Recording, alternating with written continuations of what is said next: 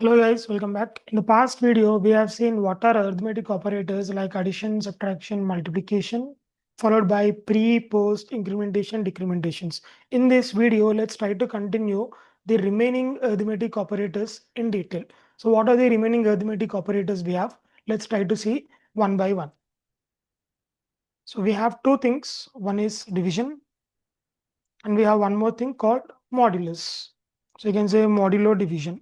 So basically it's a percentage. Okay, so here division will be giving us the value quotient.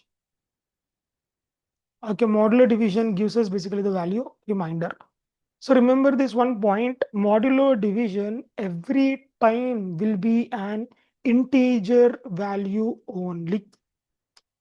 So every time it will be integer value only, but division might be integer or it might be float.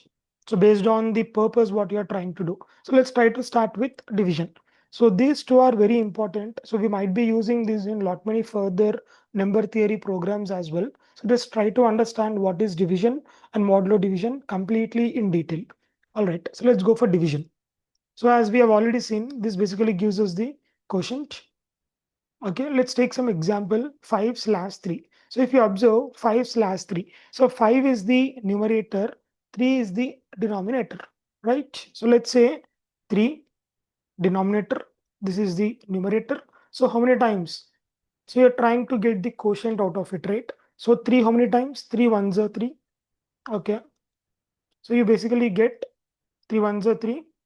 So 5 minus 3, the value is 2. Okay, now how many times you might? So basically you go point and you assume this to 20. Then you say 3 6 are 18, right? Again you get the value 2. Maybe again you just say 0. Then you go for 18 once again and then you get the value 2. So means basically you go say 1.666 so on something, right? So this is 5 by 3. So if you see here, when I'm saying 5 and 3, 5 seems to be something like pure integer. 3 is also something like pure integer. When both of you are trying to divide integer followed by integer, you only get the result as integer. Even though now here 5 by 3 you got 1.666 so on. So when you see here 1 is the integer part, 0.666 is the decimal point, correct? So now from this, if you only pick the integer, so what is the integer value you only get over here? So here 1.6666 so on, only one is being considered. So then when you will get float? So if you are trying to do both of them to integer, the value will be integer only. If any of the value is float, then you get that respective value to be float. So now you see here, if I just do the same thing, maybe if I go for 3 by 6. Normally 3 by 6 means what? Let's go do it. 6, okay, and you have 3. So basically here divisor is greater than the dividend, so you can't do. Then you say 0 point. So means this value becomes 30, and then you say 5 times. So means 30 minus 30, you get the value to 0, correct? But here 0.5, again you got the value in float only. This 0.5, the value is in float. But here if you see, 3 is an integer, correct? And 6 is also integer. So again integer by integer, that gives us the value 0 only. So this point you need to understand. So then when do we get float? So as just before we have seen, so we told that when any of the value, either numerator or denominator, if any of the value is float, you get the value to be float. So basically, let me just keep this aside. Now let's do 3.0 by 6. Here you are trying to do float followed by integer, means definitely the value will be float. Or you say integer by float, the value will be still float. Or you say float by float, still the value will be float. Means if you want to get the result to be float, any of the value should be definitely float only. So now here you get the value to 0.5. Or you say 3 by 6.0, still the value is 0.5. or 3.0 slash 6.0, still the value is 0.5 only. And also this value changes with the respective data type what you are trying to hold.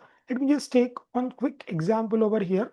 Here if I say int result equals to 3.0 by 6. First, let's evaluate the right side portion. So what is 3.0 by 6? 3.0 by 6, we already know that the value is 0.5. Here 0.5 is a float value, but what are you trying to store? You are trying to store the value of integer only in 0.5. Then what is the integer part? Then you only consider 0. Now result will be 0 only. But if you say float, result equals to 3.0 by 6. Okay, this you get the value to be 0.5. This you get the value to be 0.5. Again 0.5 is the value which is exactly the float. So then the value will be stored as it is. And there is also one more small thing. Let me just try to add that point even. Now if I say here int, or let's say float result equals to 5 by 3. Here 5 and 3, both of them are integers. So if you say both of them are integers, what is the value you got? 1. So means the same value 1 will be over here.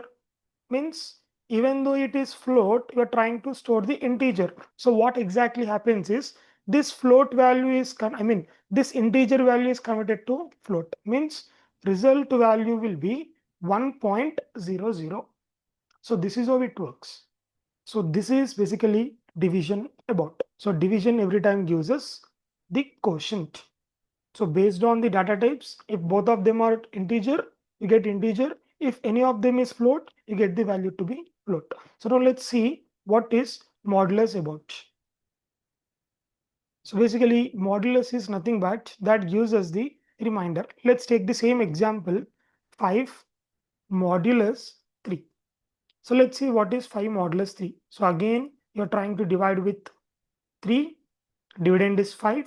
So how many times 3 ones are 3? You get the remainder to 2.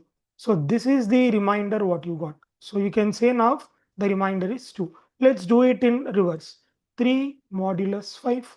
So what is the value you get? Let's try to check. Means you are trying to divide the value 3 with 5. Is it possible? No. Then what you can say? 5 0 times 0 and you get the value to be 3. So here 3 is the remainder. So you can say simply that when your numerator is smaller than your denominator, the numerator itself is our answer. So let me also just give you, when you're trying to divide with the value 3, what are the cases you get? So if I say 0 modulus 3, here numerator is smaller, you get the value still 0. 1 mod 3, you get 1. 2 modulus 3, get 2. 3 modulus 3. 3 how many times? 3 ones are 3, 3 minus 3 is 0. So you get the remainder to 0. Then you say 4 modulus 3, you get 1 because 4 minus 3 is 1. 5 modulus 3. So already you have seen 5 modulus 3. What were you getting? 2. So remainder is 2. Next 6 modulus 3. So how many times it goes? 3 2s are 6. 6 minus 6, 0. So if you observe here, there is a cycle which is being repeated. So what cycle did you observe? So 0 1 2 already you got. Again you have got 0 1 2. Again you also start with something 0 1 2. So means if you are trying to divide with some denominator. So here you have divided with the value 3. If you are dividing with something the value 3, you get the highest remainder as 2 only. So this will be the highest remainder. So when I can say the range, so what would be the range? If you are doing modulus 3, the range is nothing but starting from 0 or going until 2. So if I just go for some other example, when you say modulus 20, okay, so what would be the range? The range would be 0 to 19. And what would be the highest value? Highest value would be 19. So if I say 1, 2, 3, 4, 5, divide by 10. So what do you get? 1, 2, 3, 4, 5 divide by 10 means basically you're trying to do with 10 and you get 1, 2, 3, 4, 5. So it ones, twos, three, fours. So you basically get 1, 2, 3, 4, 0 and you get the remainder to be 5. So when you're saying 1, 2, 3, 4, 5 divide by 10, if you observe carefully, 5 has been removed, means you got 1, 2, 3, 4. When you say 1, 2, 3, 4, 5, modulus 10, what did you got? 5. In order to remove the last digit of a decimal number, you have divided by 10, you got the value 1, 2, 3, 4.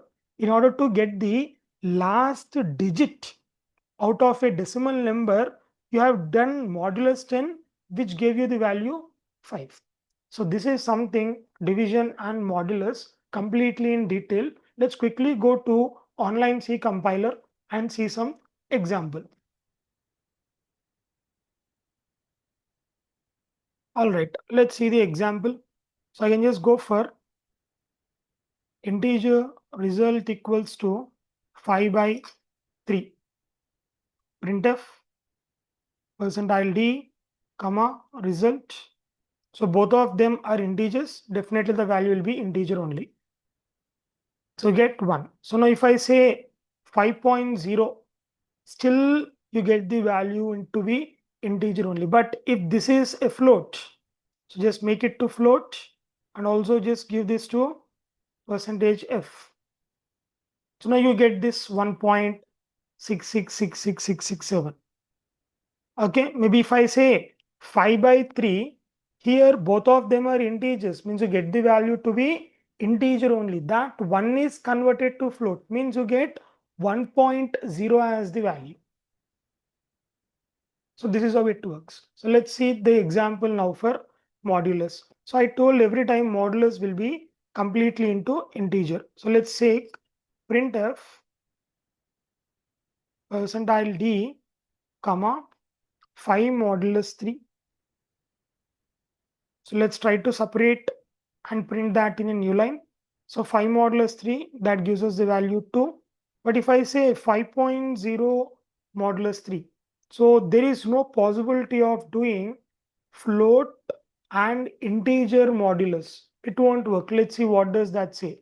It says that invalid operands to binary modulus having a double and an integer. So this is not possible is what that's saying. So we just only go for pure integers only. So 5 modulus 3, you get the value to 2.